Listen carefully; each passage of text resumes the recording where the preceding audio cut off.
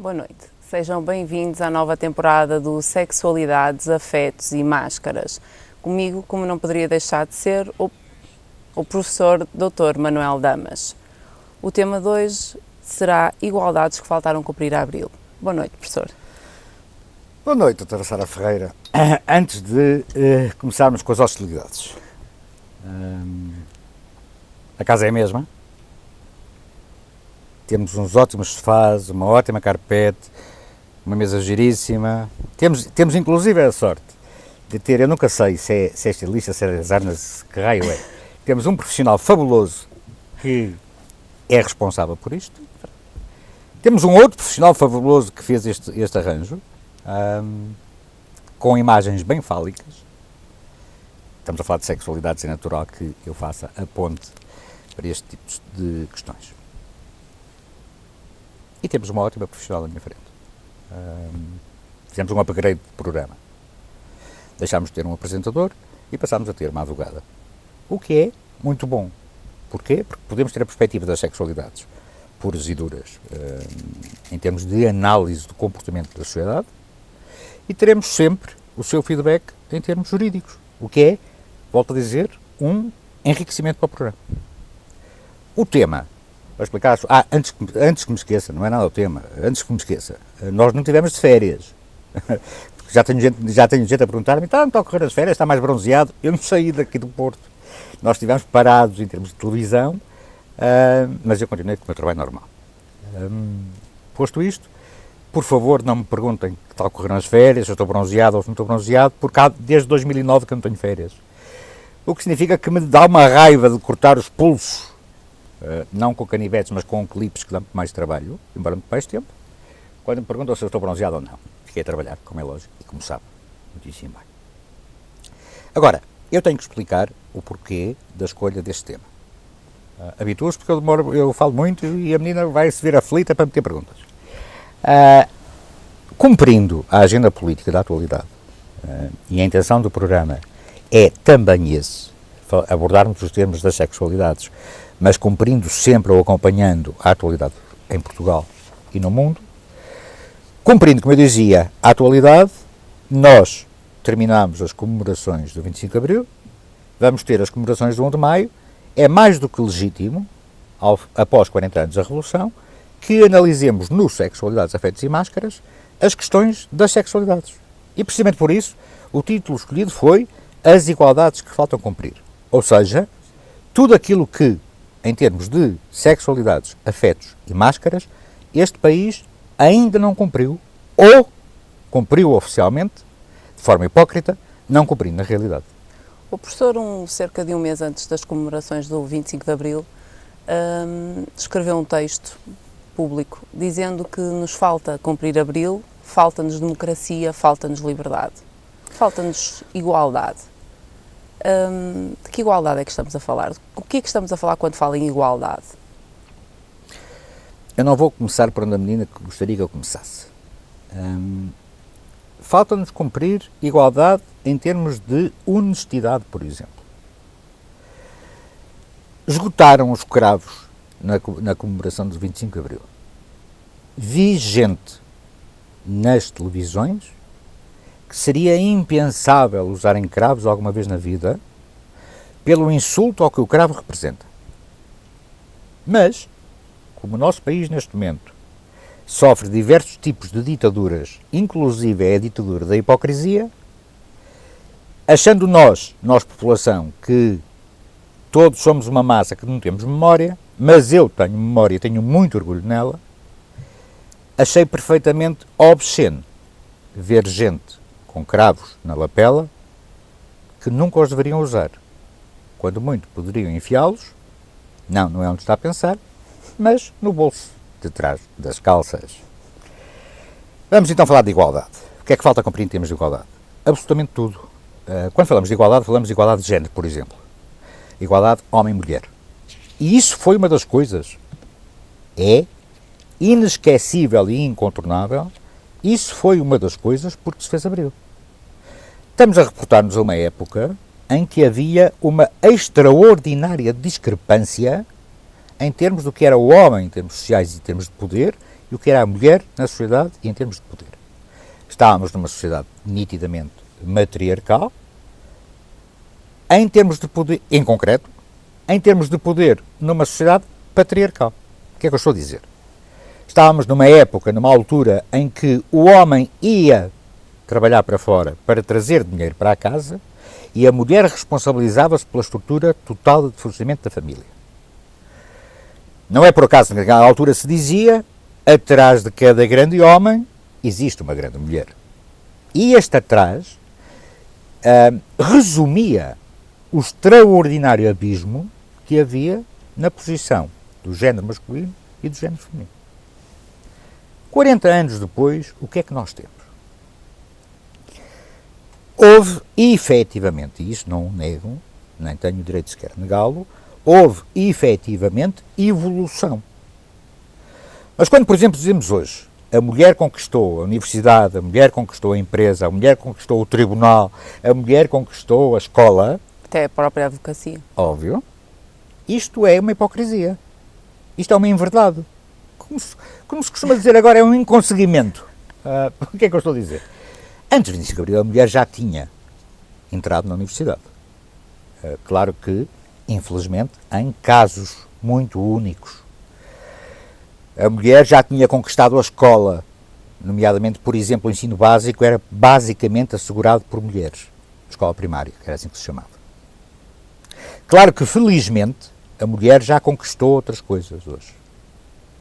Mas ainda falta conquistar muito. Repare uma coisa. Em termos de presidências de conselhos de administração de empresas. Não, em Portugal não chegam aos 2 dígitos. Ou seja, nós não temos sequer 10% de toda a população mulheres em presidências de conselhos de administração. Mas o professor defende que hajam cotas ou defende não. A meritocracia? De modo algum. Eu estou a beber café, continuo a beber café. Não é vinho tinto, nem vinho do Porto, nem whisky. É café. Não defendo as cotas. Não defendo as cotas por uma razão muito simples. A questão das cotas, só por si, institucionaliza a discriminação de género. Se eu preciso de criar um sistema qualquer legislativo, se eu preciso criar uma lei, um suporte que obriga a ter tantas mulheres como homens num determinado sítio, então eu estou a assumir que aquele género precisa de proteção. E ao assumir que o género precisa de proteção, já estou eu próprio a oficializar pela lei a discriminação, a discrepância, o abismo. Com a agravante que o sistema das cotas, nomeadamente em termos políticos, induziu uma outra pornografia. De que é que eu estou a falar? Os partidos têm a obrigação de ter X mulheres, um contingente feminino, nas listas. Mas os próprios partidos, todos, da direita à esquerda, sim, porque não há extrema-direita em Portugal, da direita à extrema-esquerda, há mulheres que se candidatam apenas para cumprir as cotas, sabendo os partidos, de forma hipócrita, que elas que não vão assumir o lugar jamais. Isto foi uma perversão que a questão das cotas produziu. Prova que o sistema das cotas não resolve o problema, apenas mascara o problema. E este programa chama-se Sexualidades, Afetos e Máscaras. Não é por acaso que eu mantenho este título há muitos anos comigo. Basta de hipocrisia em relação às máscaras. A questão, por exemplo, da celebração do Dia Internacional da Mulher. A celebração do Dia Internacional da Mulher é outra perversão. Porquê é que eu tenho que criar um dia para a mulher quando deveriam ser da mulher os 365 dias do ano? Como deveriam ser do homem os 365 dias do ano? Ou seja, todos os dias do ano deveriam ser das pessoas, mas a sério, em concreto. Um outro exemplo, os prémios desportivos. 40 anos depois de 25 de Abril, nós temos os prémios desportivos para os homens versus as mulheres com discrepâncias assustadoras. Há áreas do desporto em que as mulheres, no mesmo tipo de competição, ganham 9 vezes menos. Futebol, por exemplo. Isso entende-se em Portugal 2014? Isto não se deveria entender. O professor acha que ainda há um bocado aquela ideia como dizem os brasileiros, que mulher serve para pilotar fogão. Esta ideia ainda, o professor encontra eco em algumas mulheres que fazem consulta consigo? O problema é esse. É que o eco não é só no homem, é na própria mulher. Quando a mulher diz em casa aos filhos: portaste mal, quando o teu pai chegar ele fala contigo, ela própria está a admitir-se do seu posicionamento. Porque está a dar importância ao homem, dizendo: o que tem o poder, quem manda nesta casa é que te vai castigar. E depois, os próprios filhos entram nesta cadeia. Porquê? A mesada é pedida ao pai. Estamos a falar em famílias com 2 elementos heterossexuais. A mesada é pedida ao pai. Mas os beijinhos são dados à mãe. O pedido de carinho, a confidência, e reportamos às sexualidades, por exemplo, o caso de um jovem ou de uma jovem que tenha uma orientação sexual dita diferente, a quem confidencia primeiro é a mãe e não ao pai. Está a ver como a questão da discrepância de género ainda hoje se mantém? Mantém-se, infelizmente, hipocritamente mascarado. Repare, 40 anos, 25 de Abril. Quantos primeiros ministros mulher Portugal teve? Maria de Lourdes Pitacilgo durante 100 dias. 40 anos, volto a dizer. Quantas ministras é que Portugal teve ao longo de 40 anos? Pouquíssimas. Contam-se pelos dedos das mãos. É esta a igualdade. Mas isso acontece porquê? Porque a mulher não sabe gerir o poder, não sabe assumir o poder, não sabe lidar com o poder, ou porque os homens têm medo das mulheres no poder? Essa é mazinha, mas pronto. Não é mazinha, claro que não é mazinha nenhuma.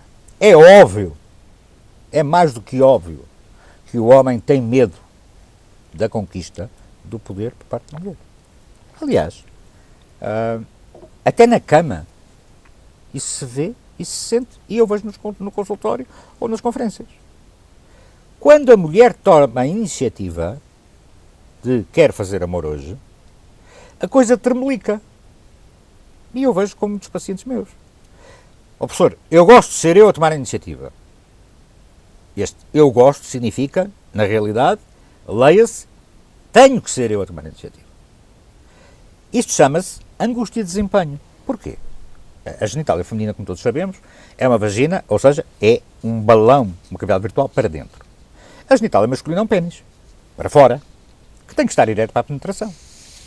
E o homem tem muitíssimo medo de não estar, e aí nós chamamos cientificamente a angústia de desempenho, de não estar com uma ereção capaz da penetração. Ou seja, tem medo de não estar responsivo. Precisamente por isso é que tem que ser ele a dizer: eu quero. Até naquela frase que eu costumo dizer nas conferências.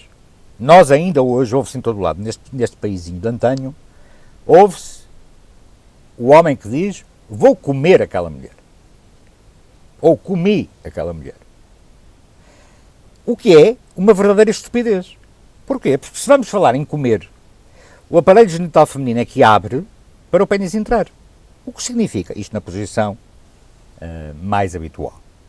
O que significa que se há alguém que come alguém, é a vagina que come pênis. Mas nós, porque somos uma população, eu ia dizer amedrontada, mas vou assumir, cobarde, nós, até nisso, fizemos batota. E dizemos em todos os cafés, ruas e salões desta praça, dizemos: eu vou comer. Eu vou comer, vírgula. Eu vou ser comido. Percebe a perversão da coisa? Percebe a hipocrisia da coisa? Por isso é que eu digo que há muitas igualdades para cumprir 40 anos após o 25 de Abril. Agora é para a menina fazer uma pergunta. Muito obrigada. Professor, e no tempo de Salazar a mulher era vista como a mãe, um dos pilares da família, a mulher deveria ficar em casa, dedicar-se à educação dos filhos. Hoje, pegando nesse exemplo que o professor deu, de que se portares mal logo falas com o teu pai, o pedir a mesada ao pai, evoluímos assim tanto? Pervertemos a situação. A mulher, maioritariamente, agora não fica em casa. Vai trabalhar. Mas quando chega à casa, continua a ser a mulher a ter que cozinhar. Raros são os casos, eu sei que há exceções, raros são os casos em que é o homem que assume Mas isso acontece por submissão ou por uma ausência de consciência? Até por parte das próprias mulheres. Se me permite, o professor deu um exemplo no seu livro em que fala da mulher que se dirigiu com o marido a uma superfície comercial para adquirirem uma máquina de lavar a roupa e saíram de lá com plasma e a mulher tentou desculpar o marido dizendo que, coitado, ele trabalha muito e, portanto, precisa de ver a bola com os amigos. Isto acontece, é uma questão pura e simples de submissão ou é mais profundo? É uma falta de... É falta de consciência. É falta de consciência mesmo. É falta de consciência submissa. Porquê? Porque este caso que eu contei foi um caso real. Mas este caso multiplica-se por centenas ou milhares todos os dias. Esta mulher sentiu necessidade porque o marido queria muito um plasma. Mas ele não queria o plasma para ver televisão em família. Ele queria o plasma para poder ver futebol com os amigos. E esta mulher que precisava urgentemente de uma máquina de lavar roupa, para poder lavar a roupa da semana e descansar alguma coisa, porque esta mulher também trabalhava fora de casa, esta mulher mesmo assim submete-se, não à ordem, mas ao pedido lacrimejante do marido, e depois sente necessidade de comigo, enquanto terapeuta, mascarar a coisa dizendo, ele é muito bom homem, trabalha muito. Obviamente que eu perguntei, e a senhora não trabalha? Resposta dela, mas eu sou diferente. O que significa, leia-se, mas eu sou tapete. E, infelizmente, em Portugal, a sociedade está cheia de tapetes. Até aqueles tapetes que aparentemente são mais igualitários, na realidade, arrancando a máscara, a submissão está lá. Professor, a mulher é educada para ter autoestima? Porque há alguma corrente Essa é uma ótima pergunta. Dentro da pedropsiquiatria que diz que, analisando alguns comportamentos, mesmo no âmbito da delinquência juvenil e da violência doméstica, diz que uma das coisas que nós, sociedade, ainda não estamos preparados e, nomeadamente, não damos muita atenção é a parte da infância. A mulher hoje em dia é educada, a mulher e o homem também, porque o homem também, de outra forma, uma forma muito mais encapotada, somos educados para ter autoestima, para saber dizer não, para saber defender os nossos direitos quando ameaçados por alguém de uma forma subtil. Nós temos enorme medo de dizer não, em termos sociais, em termos culturais, em termos profissionais. E a mulher vai por aí também. Muitas mães ainda ensinam às filhas hoje, e quando digo muitas, digo uma grande maioria, aguenta porque eu também aguentei. Quando uma mulher, por exemplo, com problemas relacionais em casal, acorre à mãe para fazer confidências e para ouvir conselhos por ela ser mais velha e mais experiente, invariavelmente a resposta é: aguenta que eu também aguentei. Ou tu fazes a ideia, ou fazes a mínima ideia do que é estar sozinha, isto é, um outro recado de submissão. E as coisas não têm que ser assim. Para todos os efeitos, em Portugal, ainda hoje, 40 anos depois, o divórcio ainda representa uma mácula, uma nódoa. Não é por acaso que ainda se diz, na nossa família nunca houve destes casos. Nunca houve destes casos, nunca houve destes escândalos, é a palavra que está a subliminar. Ou nunca se quis assumir. Sara, claro que estamos a brincar. A traição, antes do 25 de Abril, a traição em casal, era quase uma instituição. Eu já dei este exemplo muitas vezes, e depois fazia a ponte com a igreja. Era institucional ao domingo levar-se a prole toda, e depois pedir a bênção ao padre no adro da igreja. E depois o padre tinha montes de afilhados. E os afilhados, por coincidência, eram a cara chapada do padre. Não me venham com histórias que isto não se apanhava no ar. Até porque muitos padres, para não dizer a grande maioria, tinha sempre uma ou duas beatas que lhe serviam na casa paroquial. E o lhe serviam era o serviço total. Quase. Cama, mesa, roupa lavada. E na cama incluía-se tudo. Não eram só os lençóis que se mudavam. Mas nós continuamos a fechar os olhos a essa realidade. Claro que sim. De uma forma mais encapuçada, de uma forma mais pseudo-moderna, até porque agora estamos também com outra ditadura, que é a ditadura da internet, as coisas disfarçam-se mais, quando as coisas se deveriam saber mais. Uma outra questão que é filha de Abril, é o boato. Nós sempre fomos um povo, talvez porque lusitano, talvez porque aqui há a beira-mar plantado, talvez porque aqui ao pé da água, talvez porque entalados com os espanhóis, talvez porque temos um quintalzinho pequeno. Nós sempre tivemos a mania do boato, sempre adorámos a fofoquice, o escândalo, que naquela altura se segredava aos ouvidos. Agora não. Agora, no advento da internet, nós criámos o boato e o insulto fácil porque não penalizável. Antigamente, e quando digo antigamente, reporto-me antes de 25 de Abril, quando se insultava alguém, a pessoa tinha que pensar 2 vezes. Porquê? Porque era muito provável que levasse 2 murros logo a seguir. Na testa, no meio dos olhos, no meio dos apêndices que trazia na testa, enfim. Hoje não.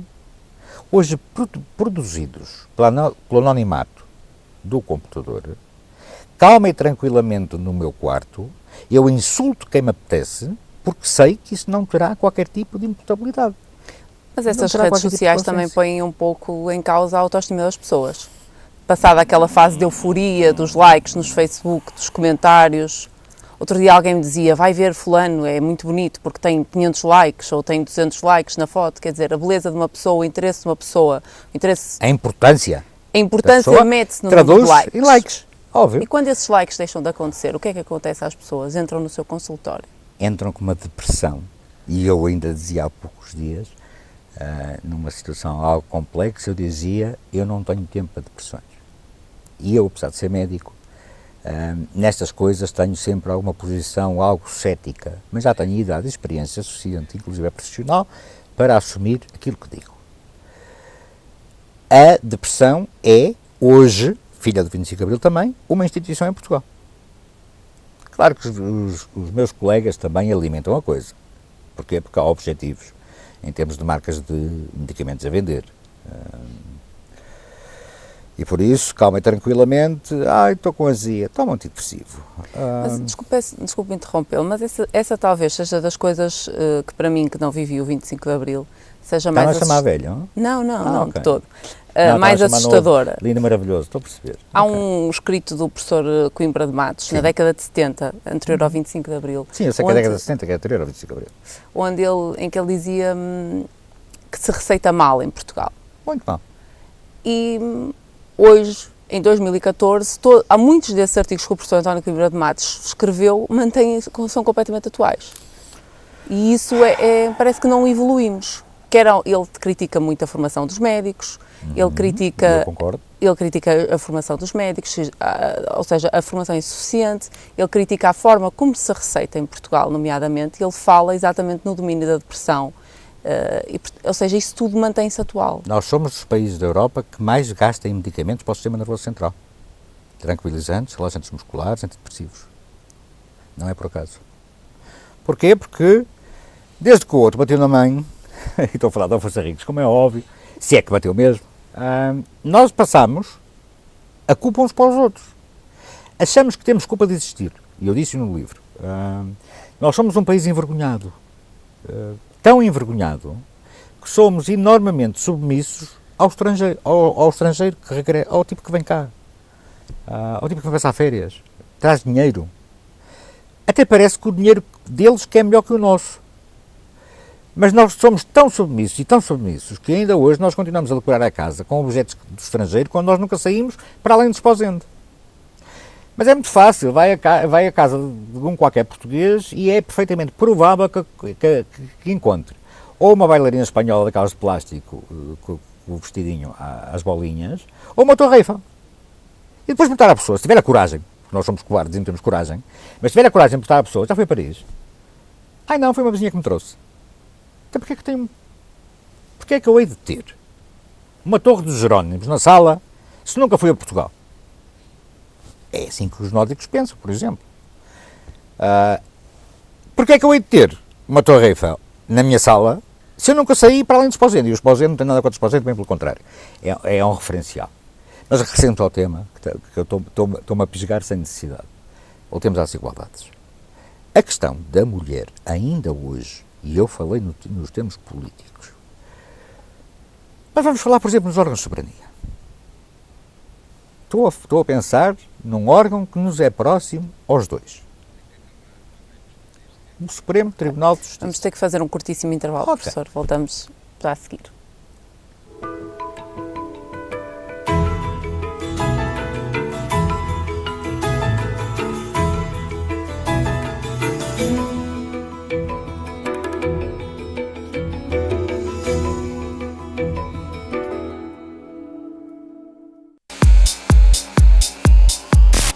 Follow me. Follow me. It's my time.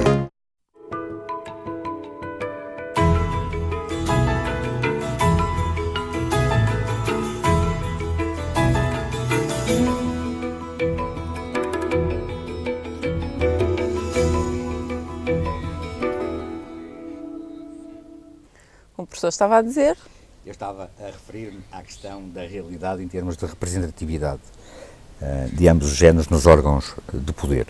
Por exemplo, o Supremo Tribunal de Justiça.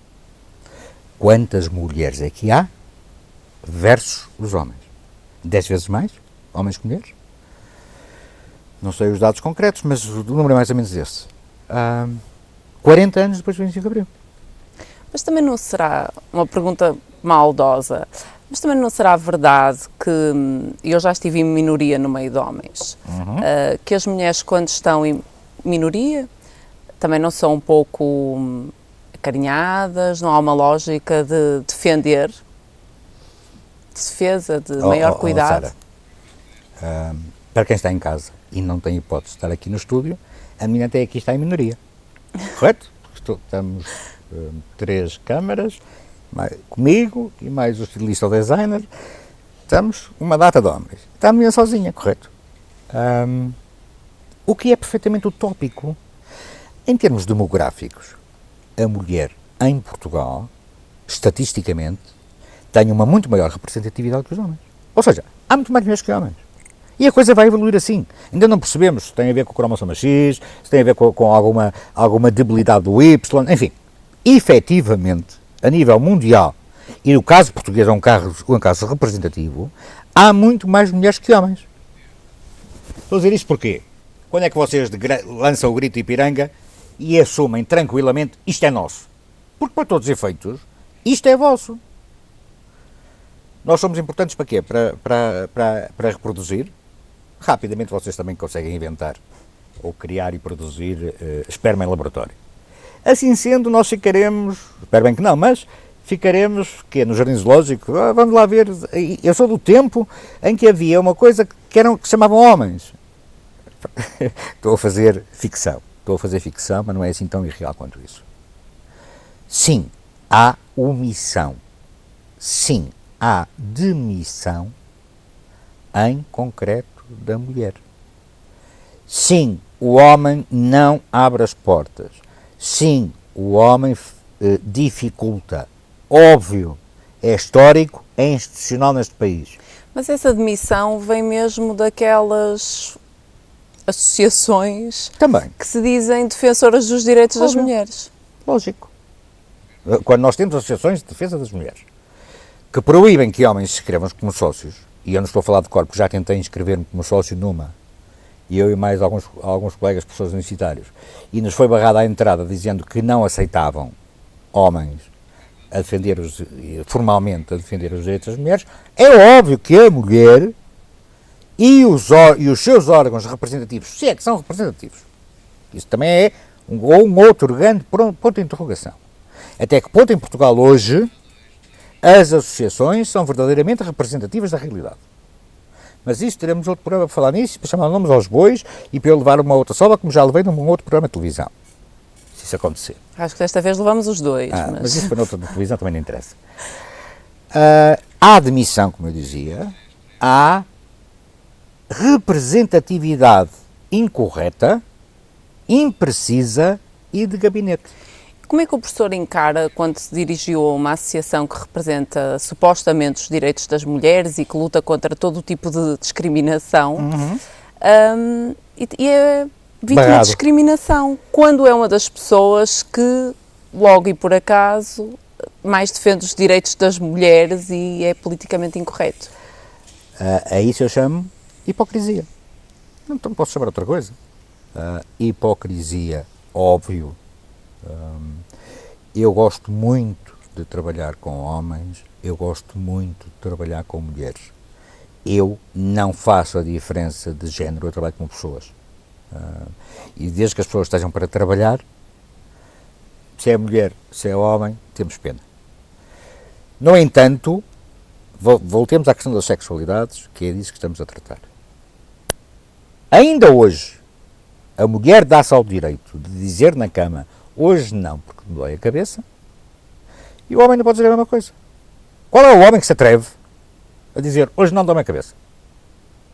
A leitura imediata é, ou arranjaste outra, ou arranjaste outro, ou estás a ficar impotente. Não há outra opção. Ninguém pensa, deixamos de hipocrisias e discurso politicamente correto, que eu para isso já não dou. Ninguém pensa noutra opção.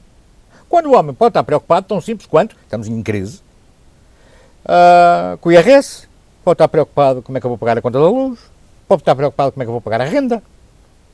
Não precisa de ter um affair. Falamos de sexualidades. Sobre esse assunto também, mais uma pergunta provocatória. Há um livro muito interessante da Isabel Freire, Amor e Sexo no Tempo de Salazar, onde ela nos explica como é que se namorava na década de 50. Algo muito estranho para quem vive em Portugal em 2014, onde o simples mão na mão dava direito a multa. Mas elas apareciam grávidas ainda mesmo. Certo, mas onde tudo era proibido. Como é que nós vivemos hoje as sexualidades? Sara, naquela altura, era uma instituição, por exemplo, muito representativa, infelizmente, do estado de desenvolvimento social e cultural da época, o namoro da chopeira com uma gala. Para quem não é da época, eu traduzo, o namoro da empregada com o tipo que estava na tropa. Supostamente namoravam à janela. Ela lá dentro e ele na rua. O estranho é que elas apareciam grávidas na mesma. Não sei se fariam alergia ao caixilho da janela, se era mau tempo, se era qualquer coisa que lhes caiu mal, uma feijoada que... Faziam assim proeminências abdominais e ao fim dos 9 meses a proeminência abdominal gritava. Ia-se chamar Alberto, ou António, ou João, ou Maria, ou Francisca. Hoje não. Hoje já não se namora à janela. Mas elas aparecem grávidas na mesma. Portanto, as coisas mudaram um pouco nesse aspecto. Porquê? Porque, e isso é uma das enormes hipocrisias que eu critico hoje ao sistema 40 anos depois. A inexistência da educação sexual nas escolas. É uma assustadora hipocrisia. Não me venham com os argumentos que quiserem, porque não colhe. Inclusive, e eu já disse isto em televisão, eu volto a repetir, poucas são as pessoas que sabem que nós, Portugal, assinamos um compromisso internacional em 2005, chamado Convenção para o Milénio, em que nos responsabilizávamos por, nesse ano, termos educação sexual em todas as escolas deste país. Em 2005, Sara. Sim, na prática ela existe, não é? Mas é aquilo que existe nos corredores, existe nos balneários, existe no banco de trás do carro, existe nas dunas, isso existe. Ou seja, além de haver, e eu vou usar um termo que o professor não gosta, uma vulgarização do sexo, e ao contrário do que disse o professor Daniel Serrão, e sim, atrevo-me a contrariar o professor Daniel Serrão, por quem tem uma estima e consideração. Eu também, fui meu professor. O professor dizia numa conferência, porque nós já sabemos tudo sobre genitália. Portanto, tentando camuflar um bocadinho a realidade. Dizia Daniel Serrão, não eu. Professor Daniel Serrão. Mas na prática assistimos à vulgarização do sexo, mas por outro lado fala-se de sexo abertamente, mas a informação não chega. A informação não chega, eu continuo a dizer, nós somos analfabetos sexuais e emocionais, era o título do meu livro. Ou seja, nós temos uma total iliteracia ainda hoje para a questão das sexualidades. E eu dou sempre este exemplo. A questão do clitóris. Os portugueses acham, e os mais novos então ainda pior, sim, estou a falar para as câmaras, acham que o clitóris é qualquer coisa que está ali entre, mais ou menos, o umbigo, uns até dizem imbigo, entre o embigo e os joelhos, é ali uma coisa qualquer, mas e como é que é? É grande, é grossa, é pequena? Ah, é assim uma coisa, pronto. Nem sequer sabem que a porcaria do clitóris, desculpe-me a expressão porcaria, mas estou entusiasmado com o registro, nem sequer sabem que o clitóris tem uma capa de proteção e que o clitóris é tão sensível como a cabeça do pênis, como a glande. E essa cápsula de proteção, e repare que os câmaras que estavam distraídos, neste momento estão todos atentíssimos. O que se passa é que aquela capa de proteção está a cobrir o clitóris para se poder manusear, ou seja, para se poder fazer carícias com os dedos, que é uma pele muito mais agressiva e grosseira, protegendo o clitóris. E quando há a excitação, e depois dizem assim, mas ela está muito excitada, sabe? E no entanto ela está a olhar para o teto e a dizer, vou pintar isto tudo de vez. Porquê? Porque nem sequer perceberam que a capa ainda não retraiu. Se a capa não o retraiu, não houve ereção clitoridiana, o que significa que a mulher está ali a... o que é que eu tenho aqui no dente? Penso que é um bocado de casca de feijão que comi ontem. E no entanto está a arfar. Porque a mulher portuguesa, infelizmente, Finge orgasmos. arfa muito, geme.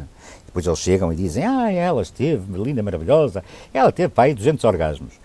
E ela chega ao consultório e diz, professor, eu não sei o que é um orgasmo. Mas o seu companheiro disse que... Pois. E isto é um outro poder. Mas voltamos ainda à educação sexual, porque eu preciso obrigatoriamente de questionar esta coisa da educação sexual. Quando eu dizia há pouco a questão do clitóris, quando eu dizia há pouco, por exemplo, a questão do preservativo, esta gente acha toda, lá estão, outra vez, os câmaras atentos, esta gente acha toda que sabe pôr o preservativo. E eu digo, assumidamente, ao fim de mais de 20 anos de trabalho na área, não sabem pôr o preservativo. Porquê? Porque acham que o preservativo é para se pôr quando vai penetrar. E depois espantam-se que elas apareçam grávidas. E depois acham que foi o vizinho de cima, o vizinho de baixo ou o vizinho do lado. Não. Foram eles próprios que não souberam pôr o preservativo no momento certo. O preservativo põe-se imediatamente após o momento de tirar os boxers. Porquê? Porque está em ereção. E se está em ereção, o pênis, para que funcione, produz ele próprio, por estar excitado, produz líquido de lubrificação. E esse líquido de lubrificação não tem os milhões de espermatozoides que tem o líquido ejaculatório, mas tem milhares de espermatozoides. E esta gente não sabe. E depois fazem, como é óbvio, carícias. Há uma comichãozinha no pênis e coça-se. E depois vai fazer uma carícia na vagina. Entretanto, como havia líquido de lubrificação, e agora eles estão a começar a ficar todos corados, e alguns pálidos, a relembrar o erro anterior, passou-se um bocadinho de líquido de lubrificação peniano para a vagina. E como ainda por cima os espermatozoides têm 72 a 74 horas de sobrevivência e têm uma caudinha como os girinos, aquilo sobe como é uma alegria.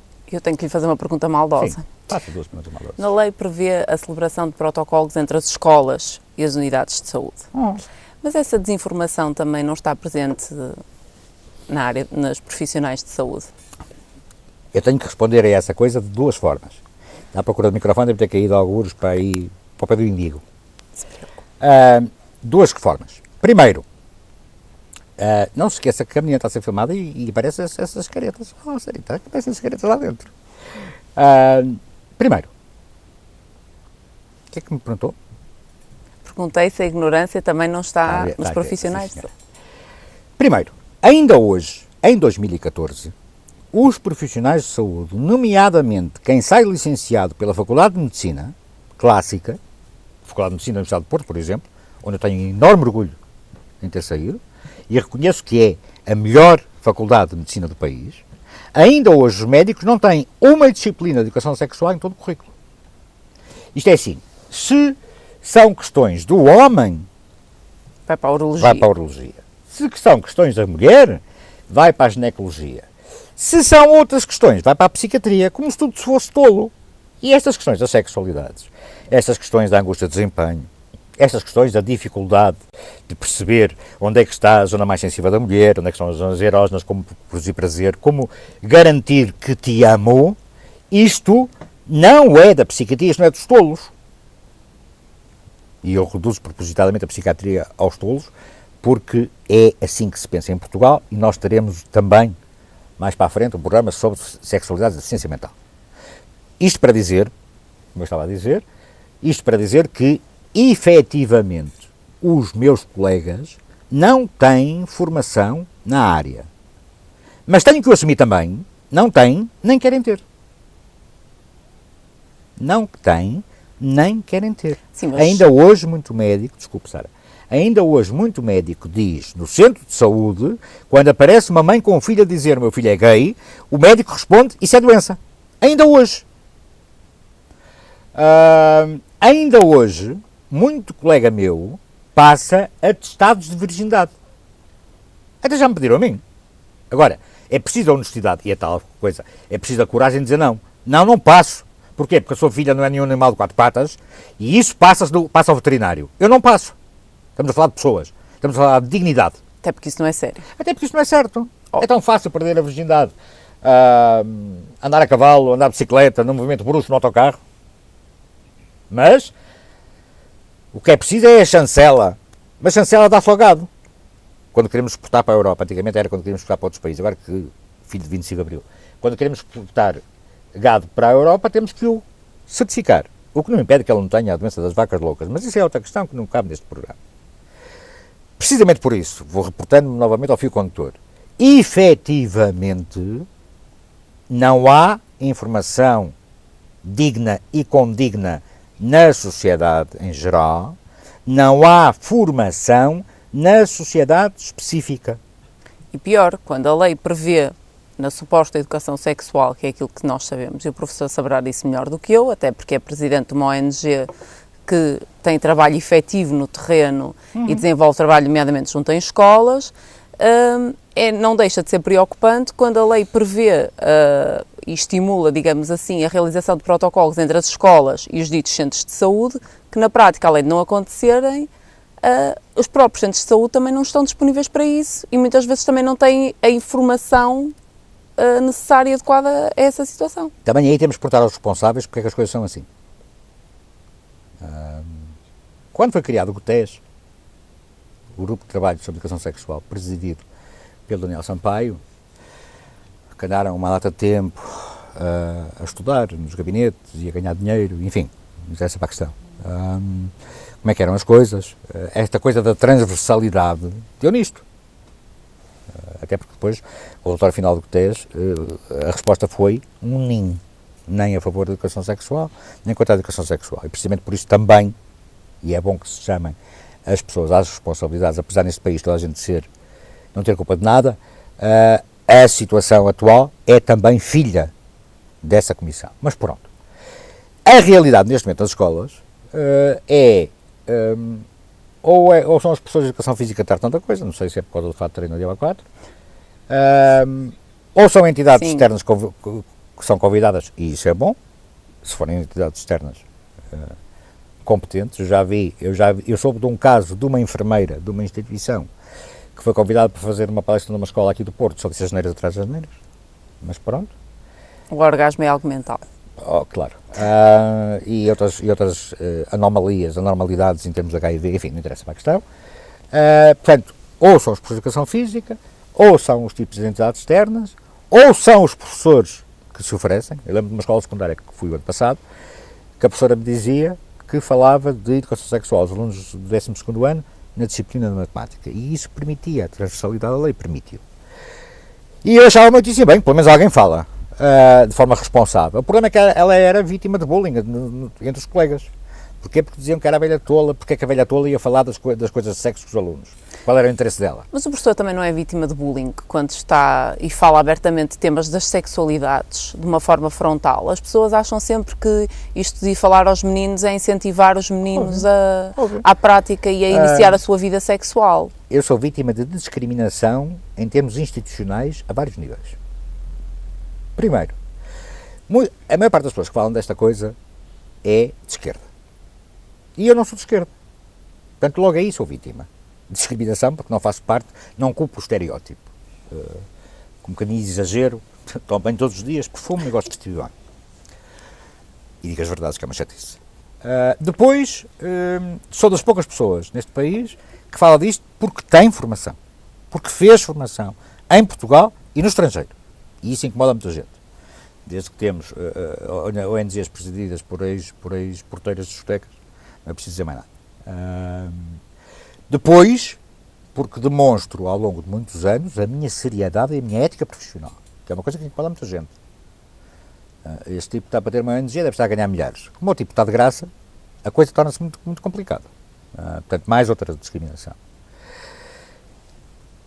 E depois porque, desde que tive uma ameaça de infarto há uns anos atrás, e desde que os meus pais morreram, eu não tenho medo. Nem sequer medo da morte tenho, porque está lá tipo próximo. Precisamente por isso, digo com frontalidade aquilo que acho que devo dizer e aquilo que a minha formação académica me informa. E isso assusta. Ó Sara, se for ver bem a sério e atentamente todas as direções de ONGs que trabalham nesta área, não precisa dos dedos de uma mão, volto a repetir, todas as instituições que trabalham nesta área não precisa dos dedos de uma mão para encontrar aqueles que têm formação na área. E isto é muito chato. Sim, mas aí há uma coisa, se me permite, eu não estou na qualidade de entrevistada, mas aí, se me permite, há algo que me choca mais, não é? Nomeadamente no domínio das sexualidades, é o facto de não trabalharem com agressores, recusarem-se terminantemente a trabalhar com os agressores. Óbvio. E, portanto, só conhecemos metade ou parte da realidade e isso não nos dá um conhecimento Sara, eu trabalho com cabal agressores. da situação, não é? Eu trabalho com agressores, sou dos poucos que trabalham com agressores. E quem trabalha com agressores sabe perfeitíssimamente que é muito difícil trabalhar com agressores. Como estamos numa era de facilitismo, o agressor não se trabalha. Não vale a pena. Não vale a pena. Então vamos trabalhar só com as vítimas. Não, eu trabalho com as vítimas e trabalho com os agressores. E depois, nem sequer me posso dar ao luxo, como ainda ouvi num auditório, há 2 semanas, numa instituição onde estive presente, uma diretora de uma instituição paga pelo Estado a dizer, por exemplo, que as mulheres vítimas de violência doméstica acima dos 40 anos não se trabalha com elas porque elas estão todas com a cabeça queimada. E eu respondo, a grande maioria das mulheres que eu recebo no consultório têm mais de 40 anos. E não se trabalha porquê? Isto não é uma outra forma de discriminação? Porquê? Porque só se trabalha com as jovens porque essas é que vão produzir trabalho? E as outras todas que foram vítimas? Mas isso não é grave. Isso Não é é grave gravíssimo. quando a organização da qual estamos a falar recebe dinheiros públicos, cumpre funções. Pois, o problema é esse também. É porque... E não tem conhecimento da realidade, ou seja, está toda a gente a salvaguardar-se nos seus doutoramentos, com todo devido respeito pelo seu. A maior parte das pessoas não são doutoradas. A maior parte dos agentes associativos nem sequer doutorados são. Alguns nem Mas licenciados não têm experiência no terreno. são. Óbvio que não, mas como há lobbies, e isto é outra questão que tem que se falar neste programa, a questão dos lobbies. Antigamente, antes de 25 de Abril, havia meia dúzia de lobbies apenas, ligados aos bancos e instituições. Hoje, a coisa democratizou-se. Ou seja, a corrupção, a pressão, as luvas por debaixo da mesa multiplicaram-se enormemente, a todos os níveis. Antigamente, e toda a gente que tiver a minha idade sabe do que eu estou a falar, quando se ia pedir uma certidão, uma coisa qualquer, metia-se uma nota de 20 escudos por baixo do pedido. E estava assim institucionalizado. Portanto, era relativamente discreto e era relativamente pequeno. Hoje não. Hoje paga-se, compra-se à descarada a todos os níveis. Já me ofereceram um leitão para passar um aluno na faculdade. Portanto, não me lixem. Agora é preciso ter coragem para fazer as coisas. E para assumir os erros. Quando nós estamos num país, já que vamos partir pedras mesmo a sério. E vamos ter que continuar esse programa para a semana, já aviso. Quando neste país temos especialistas governamentais, enquanto assessores, a ganhar pipas de massa, com 22 e 23 anos, cuja única experiência profissional foram estágios gratuitos de 2 ou 3 meses, numa empresa de amigos da família,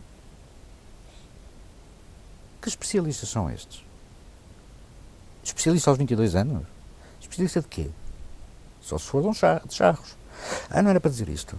Mas também temos psicólogos, diretores de algumas instituições que se atrevem a apresentar números que nós sabemos não corresponderem à verdade e nem sequer se dignam a indicar as fontes, não é? Óbvio. Situações que não se percebe de onde é que vieram. Dados estatísticos que foram produzidos nos gabinetes. Sara, eu rapidamente, em 2 horas, se for necessário, A menina dá-me um inquérito e eu respondo de 200 formas diferentes, porque é anónimo. E fica logo com uma coorte, assim que esta gente que é inteligente gosta de dizer, uma coorte de 200 pessoas. Se me der mais horas, fica com uma coorte de 2.000 pessoas. Professor, vamos ter que terminar, mas o próximo programa vamos começar com uma pergunta. Mas vamos continuar com o tema. Exatamente, vamos continuar com este tema, exatamente para o professor comentar um estudo, desta vez sobre um tema polémico, sobre prostituição. Ok. Pronto. Boa noite, espero que tenham gostado deste programa. Até para a semana.